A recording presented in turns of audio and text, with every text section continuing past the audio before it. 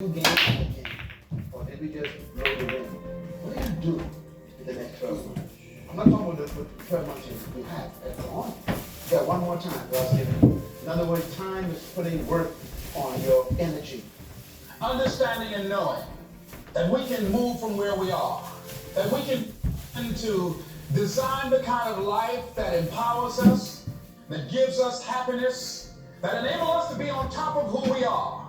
Knowing that as we begin to explore new horizons and new vistas in life, that as we begin to focus on developing ourselves, as we begin to elevate ourselves and not to follow the crowd, activating the thinker in us and disciplining the emotional part of ourselves. It's not easy, but through practice and practice and practice, practice makes what? Absolutely not. Dismantle that belief system. Practice makes improvement. You can always better your best. You can always go beyond anything that you have ever done. You'll never hit a state of perfection. And so all you're looking for are new breakthroughs through practice and practice. You'll get better and better. And there's still some things that will happen to you that will catch you on the blind side that you did not anticipate. I'm going to put this down. It's easy time. This is what I want to end on. Here's how to redeem every day. Number one, document a plan. Put a plan for what you want to accomplish. Put it in paper. Number two, establish your priorities based on that plan. This is very important. Number three, pursue your passion only.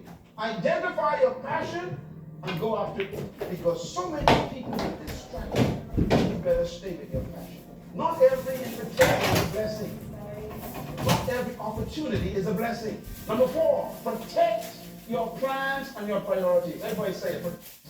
Listen to me. I know what I'm talking about. You will be attacked by so many opportunities. You got to protect your time and your priorities from other people's interests.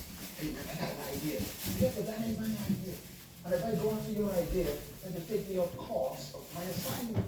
It's not a bad idea. It just ain't my idea. You got to protect your priorities. Number five, read. Identify your value. In other words, identify what's valuable to you. If you don't do that, you're going to waste time. Number six, make decisions based on your destiny. If you know where you want to go, design your decisions accordingly, because everyone wants your time. Number seven, this is an important one, inventory your associations. I want you to spend the first day of this new year just making a list of all the people you associated with, all the things you associate with, all the places you associate with, and see how many of them is taking you to your vision.